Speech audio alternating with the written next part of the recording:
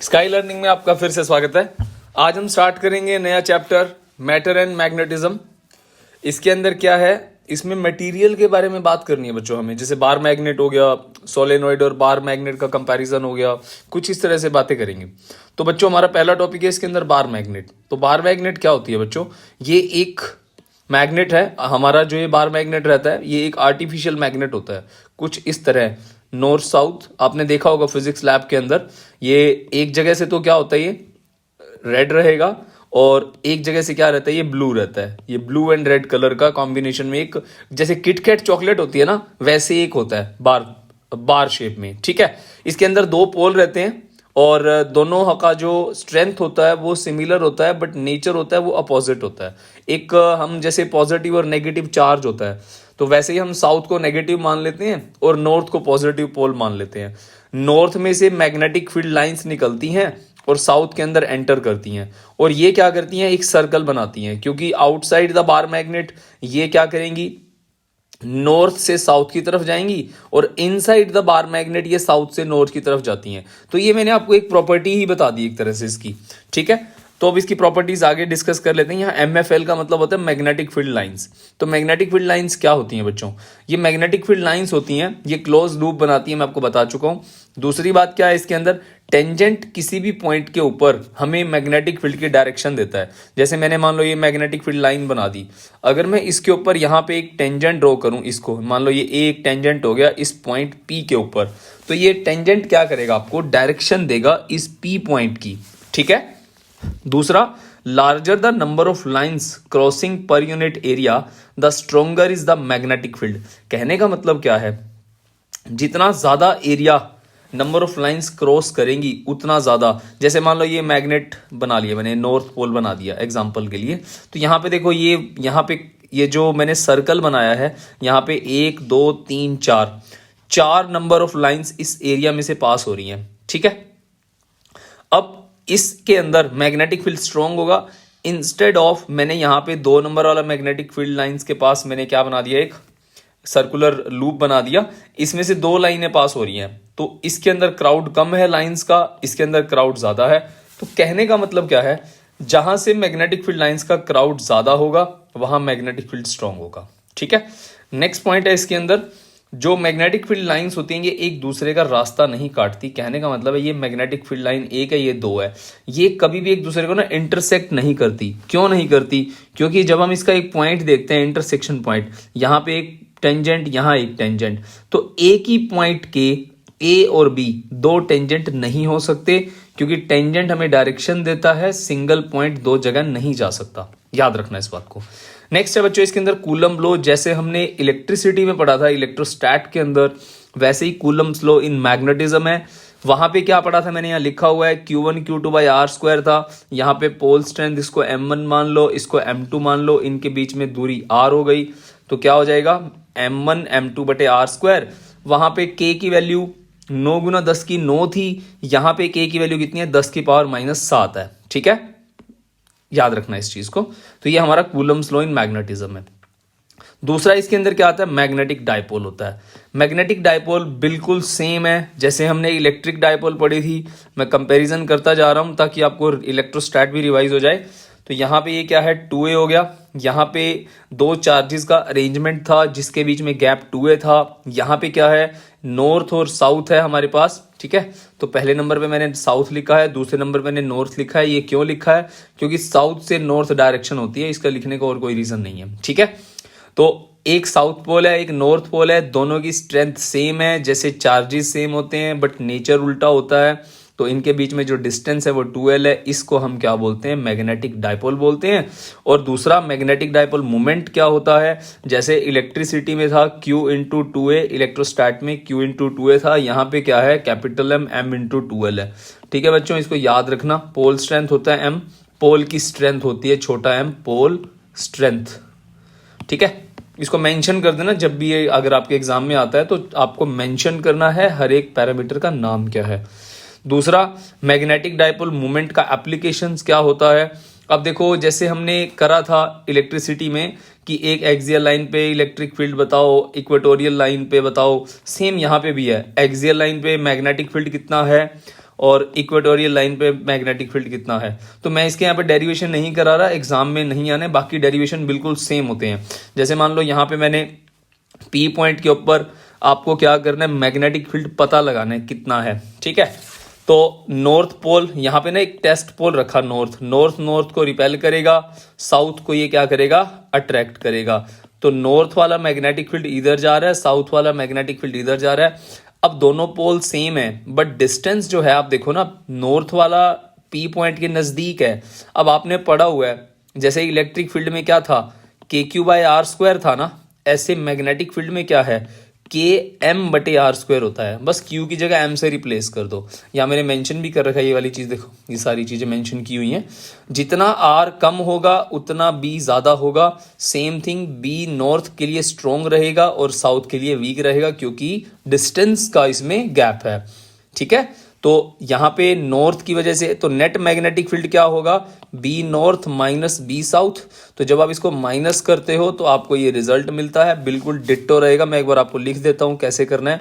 North के लिए distance कितना हो जाएगा, R-A²। अगर यहाँ पे इसको L माना है तो इसको आप L ले लो, और माइनस में KM/R+L²।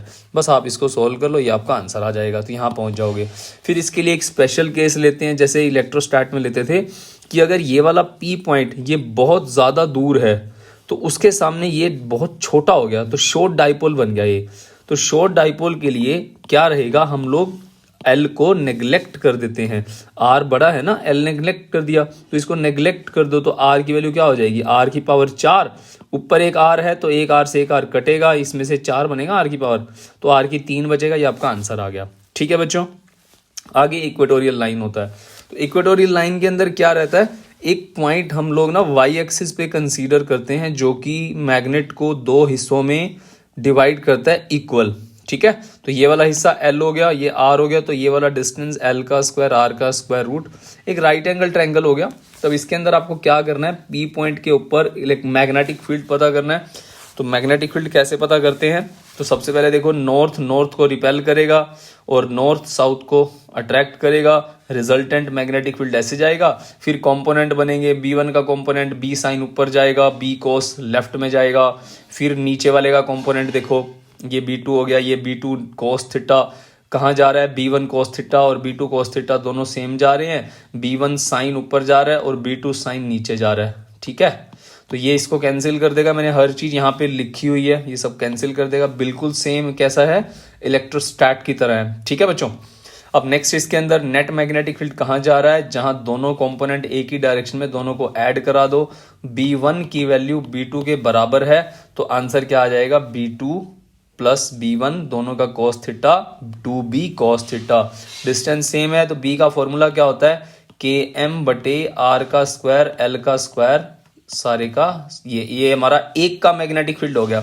दोनों का सेम है ना, सेम है तो हमने क्या करा, डबल कर दिया। cos थीटा क्या होता है, cos थीटा होता है हमारे पास बेस बाय हाइपोटेनस होता है। उसको खोलने के बाद आपको एक आंसर मिलेगा, जब सारे को सोल्व कर लोगे you will reach here μ0/4π M/R² plus L² 3/2। अब भाई दोबारा शॉर्ट डाइपोल के लिए केस मान लो R बड़ा है, बहुत दूर है, जैसे मान लो ये डाइपोल है, ये बहुत ज्यादा दूर रख दिया, तो ये वाला डिस्टेंस क्या हो जाएगा, छोटा हो जाएगा। आप इसको नेग्लेक्ट कर दोगे तो आंसर कितना आ गया, μ0/4π M/R³। क्लियर है। फिर एक रिलेशन है दोनों के बीच में, एक्सियल और इक्वेटोरियल के बीच में।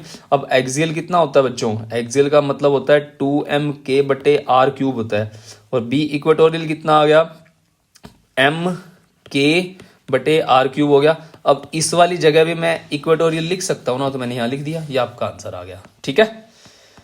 नेक्स्ट है इसके अंदर bar magnet is equivalent to solenoid. बच्चों इसका डेरिवेशन नहीं है, नो डेरिवेशन। इसका डेरिवेशन आता था पहले, इंपॉर्टेंट था, एग्जाम में भी आता था, बट अब नहीं है। सिर्फ आपको इतना इसमें ना ये बताना है कि कैसे करता है, तो बड़ा आसान है बच्चों। वही दोबारा, जैसे बार मैग्नेट को आप तोड़ते हैं, तो तोड़ेंगे तो हमारे पास नॉर्थ साउथ का रीजनरेशन हो जाएगा। तो इसमें भी ऐसा होता है, अगर आप किसी सोलेनोइड को कट करते हो तो इसमें भी नॉर्थ साउथ रीजनरेट होता है। दूसरा, always comes to rest in north south direction.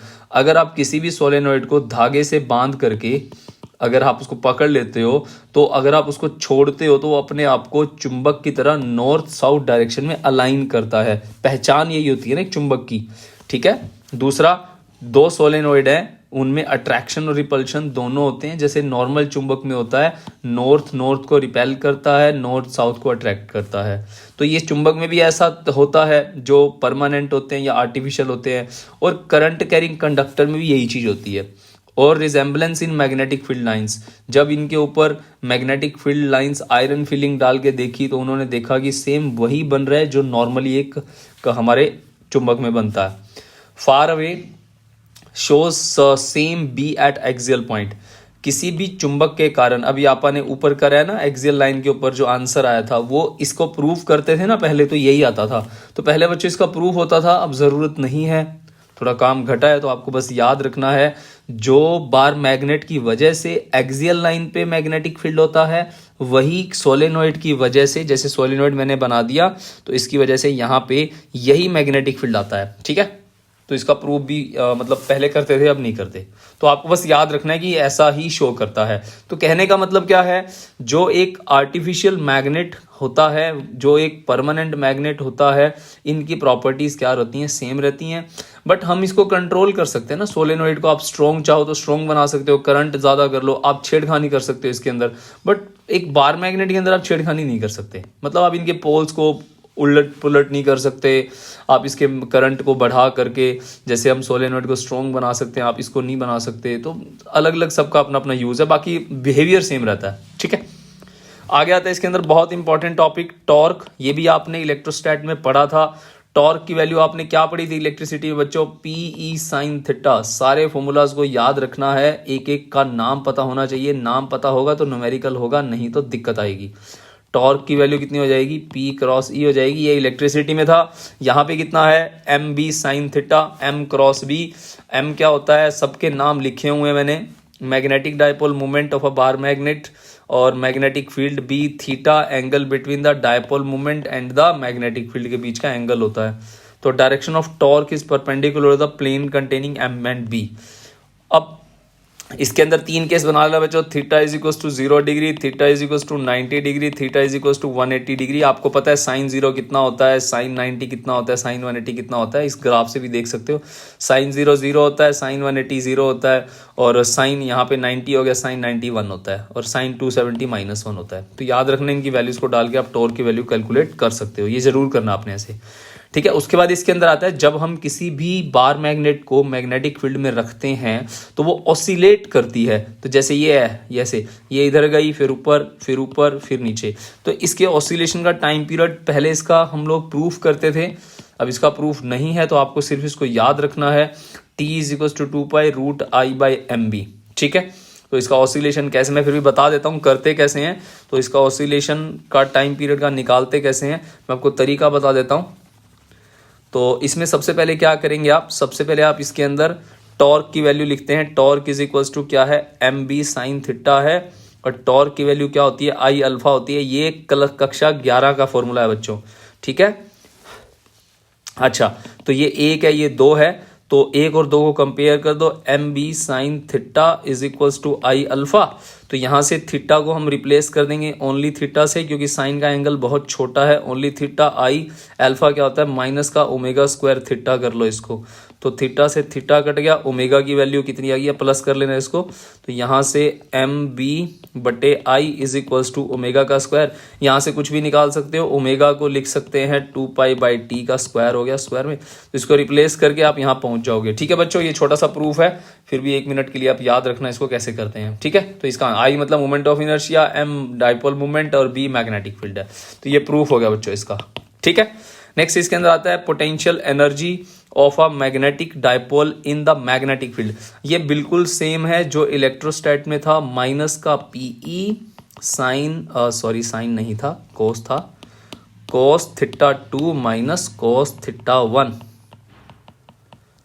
ठीक है, तो यहाँ पे क्या है, P की जगह M आ गया, E की जगह B आ गया, M B cos theta 2 minus cos theta 1। तो ये फॉर्मूला आपको याद रखना है। इसमें NCERT का सोल्ड एग्जाम्पल भी याद रखना है, और बाकी इसके अंदर एक स्पेशल केस बनाते हैं हम लोग, जिसमें पहले डायपोल 90 पे थी, बाद में थीटा पे आ गई, तो हमारा फाइनल ये बन गया। तो यहाँ से क्या पता लगता है, जो डॉट प्रोडक्ट होता है वो क्या देता है, एनर्जी देता है, और क्रॉस प्रोडक्ट जो होता है वो क्या देता है, वो देता है हमारे को टॉर्क। याद रखना है ये। ठीक है, अच्छा, पर्टिकुलर केसेस में लिख रखे हैं, ये सारे पढ़ लेना। थीटा की वैल्यू इसमें 90 कर दी, थीटा की वैल्यू 0 कर दी, थीटा की वैल्यू 180 कर दी, सब में इनकी वैल्यूज हैं। कब बस आपको कोस पता होना चाहिए ना, कोस 0 कितना होता है, 1 होता है, कोस 90 कितना होता है, कोस 90 0 होता है, और कोस 180 कितना होता है, -1 होता है। तो बस इनकी वैल्यू याद रखनी है आपको, कब स्टेबल इक्विलिब्रियम में होता है, कब नहीं होता, वगैरह वगैरह सारी चीज़ें।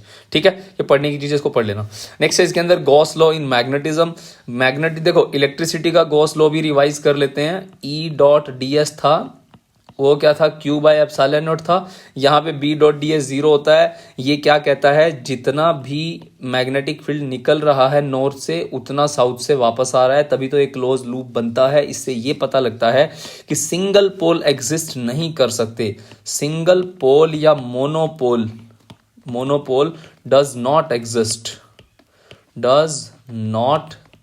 ये याद रखना है आपको। ठीक है, अच्छा, अगली चीज, वेरियस टर्म्स रिलेटेड टू, कुछ डेफिनेशंस हैं। जैसे मैग्नेटिक इंटेंसिटी का मतलब क्या होता है, किसी भी मतलब मैग्नेटिक फील्ड की कैपेबिलिटी, वो कितना एक सब्सटेंस को अपने इन्फ्लुएंस में ले सकता है, मतलब किसी भी सब्सटेंस को कितना मैग्नेटाइज कर सकता है। मतलब ये मैग्नेटिक फील्ड के बारे में है, इसको बोलते हैं मैग्नेटिक फील्ड। कहने का मतलब है अप्लाइड फील्ड बच्चों, अप्लाइड फील्ड। इसको H से रिप्रेजेंट करते हैं, और इसका फॉर्मूला क्या होता है, B0/μ0। ये आपको रेशियो याद रखना है। अदरवाइज हम H को ऐसे भी याद कर लेते हैं, N/I। क्यों, एक सोलेनोइड है, मान लो एक सोलेनोइड है, सोलेनोइड का मैग्नेटिक फील्ड कितना होता है, μ0 NI होता है। μ0 से μ0 कट गया, बच गया NI। तो H की वैल्यू क्या होगी, number of turns per unit length, और इनटू में I क्या होता है, करंट। ठीक है बच्चों, याद रखना। अच्छा, इंटेंसिटी ऑफ मैग्नेटाइजेशन का मतलब क्या होता है, ये कहती है कि dipole moment per unit volume. तो इंटेंसिटी ऑफ मैग्नेटाइजेशन का मतलब ये होता है, किसी भी मैग्नेटिक मटेरियल को जब हम मैग्नेटिक फील्ड में रखते हैं, तो उसके अंदर ना मटेरियल, उसके अंदर जो उसके इंटरनल होते हैं, जिसको हम डायपोल बोलते हैं, वो कितना मैग्नेटिक फील्ड में अलाइन हो जाते हैं, उसको हम क्या बोलते हैं, इंटेंसिटी ऑफ मैग्नेटाइजेशन। इसको मैं एक और एग्जांपल से लेके बताता हूँ। जैसे मान लो क्लास में, मान लो मैं तुम्हें पढ़ा रहा हूँ, ठीक है, आप कितना मेरी बातों को गौर से समझ रहे हो। जैसे क्या करते हैं, नॉर्मली जब मैं क्लास में जाता हूँ तो बच्चे क्या होते हैं, बिल्कुल डिसिप्लिन में आ जाते हैं। तो इसका मतलब मेरे अंदर जाते ही जो मेरा फील्ड है, जो मेरा ओरा है, उसकी वजह से सारे बच्चे सीधे होके बैठ गए। जैसे मैं बाहर निकला, सारे बच्चे वापस बातें करने लग गए। तो इस चीज को हम बोलते हैं इंटेंसिटी ऑफ मैग्नेटाइजेशन। समझ में आ गया। तो कहने का मतलब है, सारे बच्चे डाइपोल हो गए, कोई टीचर जो है वो अंदर आया, वो मैग्नेट हो गया। उसने जैसे ही क्लास में आया, सारे बच्चे सीधे हो गए, और जैसे ही टीचर बाहर गया, बच्चे वापस टेढ़े हो गए। ठीक है, तो कहने का मतलब है, समझ गए ना मेरी बात, मैं क्या कहना चाह रहा हूँ। तो net magnetic moment per unit volume, इसको क्या बोलते हैं, इंटेंसिटी ऑफ मैग्नेटाइजेशन। ठीक है, इसका एक फॉर्मूला, ये dipole moment per unit volume होता है। तो इसको मैंने एक और कन्वर्ट कर दिया। जैसे ये डायपोल, जैसे मेरे पास ये बार मैग्नेट है, इसकी लेंथ कितनी है, 12 है, इसका एरिया कितना हो गया, क्रॉस सेक्शन A है। तो मैंने वॉल्यूम को तोड़ दिया, एरिया इंटू लेंथ, और डायपोल मोमेंट क्या होता है, M/12। तो इंटेंसिटी का फॉर्मूला क्या बन गया, M/A, pole strength divide by area. ये याद रखना है। ठीक है, मैंने लिख रखा है, इसको ढंग से नोट कर लेना, इसको बना लेना। वेक्टर क्वांटिटी है ये। दूसरी चीज आती है मैग्नेटिक इंडक्शन। मैग्नेटिक इंडक्शन क्या होता है, इंडक्शन का मतलब क्या रहता है, कितना, जैसे मान लो एक सोलेनोइड है, से एक सोलेनोइड के अंदर मैंने क्या करा, एक आयरन की बार रख दी। अब जैसे मान लो इस सोलेनोइड का खुद का मैग्नेटिक फील्ड था B0। अब ये जो आयरन बार रखी है, इसका मैग्नेटिक फील्ड भी तो होगा ना, ये दोनों को जोड़ दो, ये हो गया मैग्नेटिक इंडक्शन। तो कहने का मतलब है, इस मटेरियल में से कितनी नंबर ऑफ लाइंस क्रॉस करके जा रही हैं। समझ में आ गया, उसको बोलते हैं हम लोग मैग्नेटिक इंडक्शन। कितना मैग्नेटिक फील्ड उस आयरन बार में इंड्यूस्ड हो रहा है। क्लियर है, समझ में आ गई मेरी बात। तो B0 + BM, ये हमारा एक फॉर्मूला बन गया। ये आगे काम आता है जब हम एक रिलेशन बनाते हैं। ठीक है, ससेप्टिबिलिटी से रिलेटेड। नेक्स्ट है मैग्नेटिक ससेप्टिबिलिटी। ससेप्टिबिलिटी का मतलब क्या होता है, it measures the how easily a substance is magnetized in magnetizing field. कहने का मतलब है, कितना ज्यादा कोई मटेरियल रिस्पोंड करता है, कितना ज्यादा कोई मटेरियल रिस्पॉन्स देता है जब हम उसको मैग्नेटिक फील्ड में रखते हैं। जिसकी ससेप्टिबिलिटी ज्यादा होगी, उतना वो मटेरियल ज्यादा मैग्नेटाइज हो सकता है। समझ में आ गया। तो intensity of magnetization is directly proportional to magnetizing field. तो जब हम इसको ओपन करते हैं डायरेक्टली प्रोपोर्शनल को, तो I = Chi m H आता है, और काई एम की वैल्यू क्या होती है, I/H होता है। ये आपका आंसर आ गया, ठीक है। तो ससेप्टिबिलिटी हमारी अलग अलग मटेरियल के लिए अलग अलग होती है, आगे डिस्कस करेंगे डिटेल में इसको। नेक्स्ट है इसके अंदर magnetic permeability. It measures the conduction of the magnetic field lines through a substance, ठीक है। तो मैग्नेटिक परमिएबिलिटी क्या होता है, कोई भी मटेरियल है, मान लो कोई भी, जैसे मान लो एयर है या कोई आयरन है या कोई भी मीडियम है, वो कितना अलाउ करता है मैग्नेटिक फील्ड को खुद में से अलाउ कर, मतलब मूव करने के लिए। जैसे एक चुंबक है, इसके चारों तरफ क्या है, एयर है। अब इसमें से मैग्नेटिक फील्ड लाइंस निकल रही हैं, तो ये एयर कितना अलाउ करेगी, इसको हम बोलते हैं मैग्नेटिक फील्ड लाइंस की परमिएबिलिटी, मतलब एयर की परमिएबिलिटी। क्लियर है, फॉर्मूला हो गया B/H, याद रखना इसको। दूसरा होता है इसके अंदर relative magnetic permeability. Relative magnetic बिल्कुल सेम एप्सिलॉन R की तरह, ये एप्सिलॉन M/ε0 हम इलेक्ट्रिसिटी में पढ़ते थे, यहाँ पे क्या है, μ/μ0 है, ये इसका रेशियो होता है, ये याद रखना आप। रिलेटिव परमिटिविटी भी बोलते हैं, relative permeability, sorry not permittivity, relative permeability. Next इसके अंदर क्या है, इसका एक फॉर्मूला ये भी होता है B/B0। बी क्या है, मैग्नेटिक फील्ड एक मटेरियल का, B0 का है, B0 है हमारे पास फ्लक्स डेंसिटी, या जो हम मैग्नेटिक फील्ड अप्लाई कर रहे हैं, या जैसे कोई सोलेनोइड है वो हमें दे रहा है मैग्नेटिक फील्ड, ठीक है। तो relation between μr and chi M susceptibility के बीच में ये रिलेशन होता है, ये आपको फॉर्मूला याद रखना है। ये बनता कैसे है, अभी मैंने आपको ऊपर ये बताया है पीछे कि जो हमारे पास एक सोलेनोइड है, एक सोलेनोइड के अंदर मैंने क्या करा, एक आयरन बार रख दी, तो उसके अंदर आपके पास कितना मैग्नेटिक फील्ड बन गया, तो मतलब ये अभी इलेक्ट्रोमैग्नेट बन गया, एक तरह से स्ट्रॉन्ग हो गया ना। तो B0 को क्या बोलते हैं, μ0H बोलते हैं, BM को क्या बोलते हैं, μ0I बोलते हैं, क्योंकि मटेरियल से रिलेटेड है। ये मटेरियल का मैग्नेटिक फील्ड है और ये किसका है, सोलेनोइड का, ठीक है। तो यहाँ से H+I कॉमन आ गया, तो μ0 कॉमन आ गया, H+I बाहर बन गया। तो हम लोग पीछे हमने I की वैल्यू पढ़ी थी, I की वैल्यू काई/m/H होती है ना, तो हम इसको यहाँ पुट कर देते हैं। तो μ0H बाहर आ गया, 1 + काई/m बन गया। μ0H क्या होता है, B0 होता है, तो B0 बन गया। B0 को B से भाग कर दो, अब यहाँ पे देखो ये ऊपर लिखा ही हुआ है μr होता है, ये μr बन गया, ये आंसर आ गया। छोटा सा रिलेशन आपको याद रखना है, बहुत आसान है, 3 नंबर का क्वेश्चन है बच्चों, ठीक है। अगली बात इसके अंदर आती है classification of the magnetic materials on the basis of susceptibility. ये अभी हमने पढ़ा था। देखो ससेप्टिबिलिटी, डायमैग्नेटिक सब्सटेंस जो होते हैं उनकी नेगेटिव होती है, लो होती है, नेगेटिव होती है। और पैरामैग्नेटिक होते हैं, डायमैग्नेटिक वो होते हैं जो मटेरियल जिनको मैग्नेटिक फील्ड पसंद नहीं है, और पैरामैग्नेटिक वो होते हैं जिनको थोड़ा बहुत पसंद है, फेरो जिनको बहुत ज़्यादा पसंद है। तो ससेप्टिबिलिटी देखो इसकी पॉजिटिव और लार्ज होती है, इसकी पॉजिटिव होती है। यहाँ पे एक ये एक तरह से आपको देख रहे हैं, एक जो सिंबल बना हुआ है एप्सिलॉन की तरह, एक स्मॉल पॉजिटिव इंट्रोड्यूस्ड और the quantify the paramagnetic material. मतलब ये क्या है, ये एक पॉजिटिव नंबर है जो कि छोटा है, ठीक है, उसको हमने इससे रिप्रेजेंट कर दिया सिंबल से।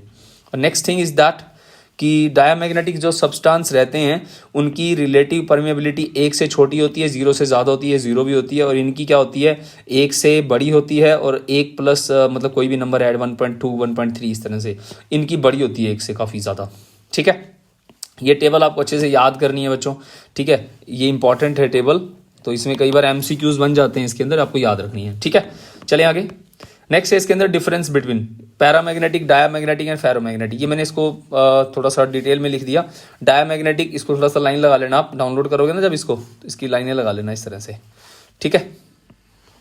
तो सबसे पहले इसके अंदर हम पढ़ते हैं कि these substances are feebly repelled. नहीं पसंद इनको मैग्नेटिक फील्ड, पसंद नहीं है, तो अभी आगे देखना क्या करेंगे ये। इनको पसंद है, इनको अच्छा लगता है, और इनको बहुत ज़्यादा पसंद है, बहुत ज़्यादा फेरो को। तो इसीलिए जितने भी परमानेंट मैग्नेट होते हैं ना, वो सारे के सारे फेरोमैग्नेटिक सब्सटेंस से ही बनाए जाते हैं। अच्छा, डायमैग्नेटिक जो नो परमानेंट मैग्नेटिक मूवमेंट, और paramagnetic have permanent magnetic movement, मतलब इनके अंदर m की वैल्यू 0 होती है, तभी तो ये मैग्नेटिक फील्ड को रिपेल करते हैं। और ये क्या होता है, इनके अंदर m is not equal to 0, इसमें ज़्यादा ही होती है, ठीक है। अब देखो यहाँ पे रिपेल वाला खेल देखो, हमने क्या करा, एक डायमैग्नेटिक मटीरियल, मान लो इसमें पानी डाल दिया, मान लो वाटर डाल दिया या अल्कोहल डाल दिया, एक यूट्यूब जैसी शेप ले ली, ठीक है।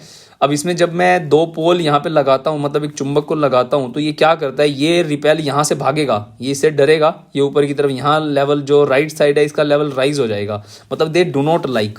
तो यहाँ पे मैंने लिखा है कि हमने इसमें वो डाल दिया, एक सोल्यूशन डाल दिया डायमैग्नेटिक, तो इसमें आप पानी डाल सकते हो, अल्कोहल डाल सकते हो, इसके एग्जांपल हैं। और यहाँ पे देखो ये ना इस साइड वाले को अट्रैक्ट, ये वाला नीचे जा रहा है, ये वाला ऊपर जा रहा है, तो ये क्या कर रहा है, यहाँ पे ये अट्रैक्ट कर रहा है पैरामैग्नेटिक सब्सटेंस को। ये फेरो जो होते हैं ये लिक्विड नहीं होते, ठीक है, ये लिक्विड नहीं होते, ये सॉलिड होते हैं। अब उसके बाद ये मैं आपको ऊपर बता चुका हूँ, परमेबिलिटी छोटी होती है, ज़्यादा होती है एक से, ये सारे डिफरेंसेस आपको पढ़ने अच्छे से। ससेप्टिबिलिटी कम होती है, ऊपर बता चुका हूँ आपको मैं, इसकी ज़्यादा होती है। अब एक चीज़ और याद रखना, ये क्यूरीज लॉ याद रखना।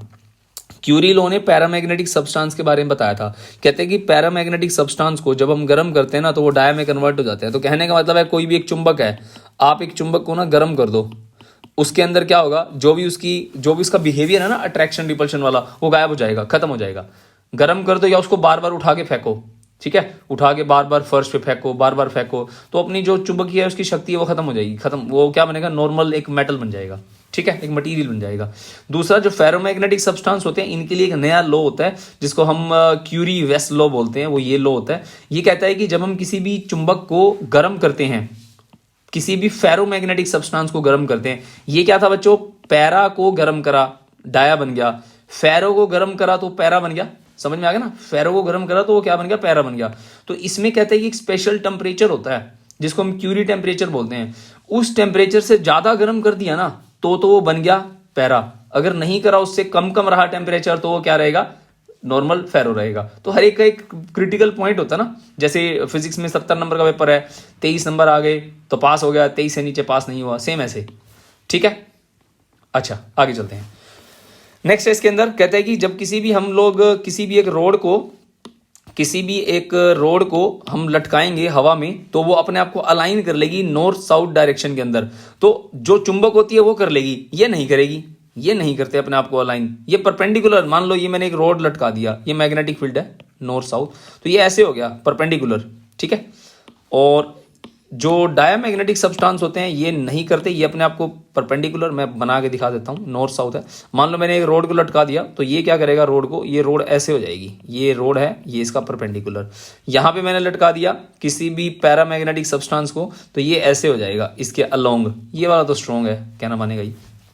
आगे इसके अंदर है ये वाला एक स्पेसिमेन है, कई बार ना पेपर में आ जाता है, इसको बना के दिखाओ कि एक डायामैग्नेटिक सब्सटेंस है, एक पैरा है और एक फेरो है, आपने इसको बना के दिखाओ कि इसके अंदर जो मैग्नेटिक फील्ड लाइंस होती हैं कैसे बिहेव करती हैं। इसमें से क्या करना, दूर दिखा देना, हवा में से ज़्यादा जा रही हैं, मटेरियल में से कम जा रही हैं। यहाँ देखो हवा में से कम है, मटेरियल में से ज़्यादा है। यहाँ पे एक आध फालतू और बना देना, मैंने थोड़ी कम बनाई है, एक आध और बना देना, ठीक है, थोड़ा सा मोटा बना लेना इसको, ज़्यादा क्राउडेड दिखा देना, भाई स्ट्रॉन्ग है तो स्ट्रॉन्ग मैग्नेटिक फील्ड होगा ही।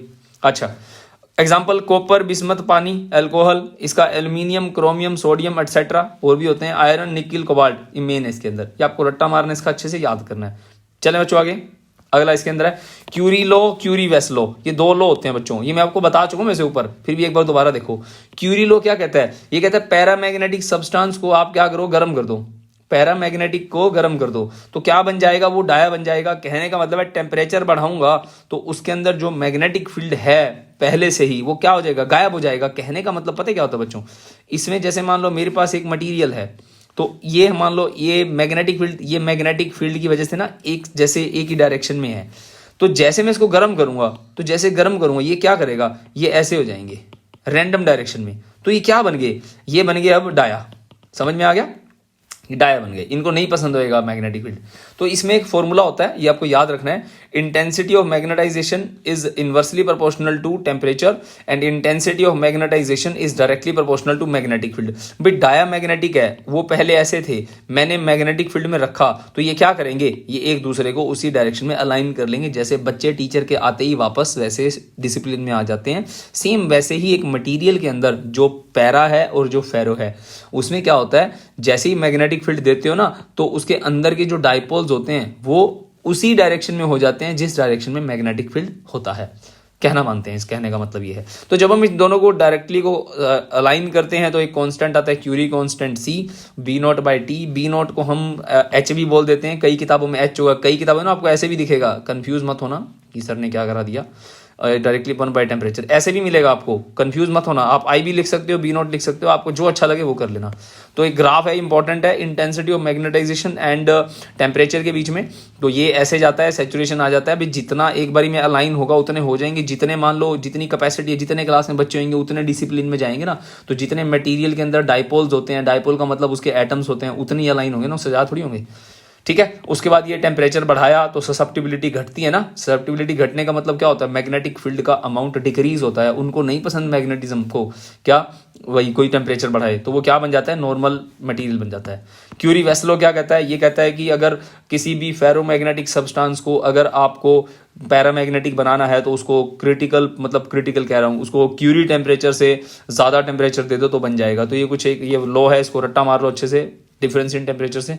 तो कोबाल्ट को 1394 क्रिटिकल टेम्परेचर इसका, सॉरी क्यूरी टेम्परेचर है, और 1043 आयरन का, निकिल का, ऐसे कईयों के हैं, मैंने एग्जांपल के तौर पे लिख दिए। कहने का मतलब है अगर मान लो मैं किसी भी मटेरियल को 1394 से ज़्यादा टेम्परेचर दूंगा तो वो क्या बन जाएगा, तो वो पैरा बन जाएगा बच्चों। मान लो इतना फेरो इतना तक तो सहन कर लेगा, इससे ज़्यादा इसकी सहन शक्ति से बाहर है, वो पैरा बन जाएगा। तो कहने का मतलब है क्यूरी कांस्टेंट, मतलब क्यूरी ने एक टेम्परेचर दिया जिसे क्यूरी टेम्परेचर बोलते हैं, उससे ज़्यादा वो मटेरियल सहन नहीं करेगा, वो क्या बन जाएगा, पैरा बन जाएगा। मतलब स्ट्रॉन्ग मैग्नेट से कमजोर मैग्नेट बन जाएगा। दिस इज ऑल अबाउट बच्चों the chapter magnetism and matter. तो आई होप आपको ये वीडियो अच्छा लगा होगा। जितना हो सके इसको शेयर करें, सब्सक्राइब करें, लाइक करें, औरों से भी करवाएं। Thank you so much.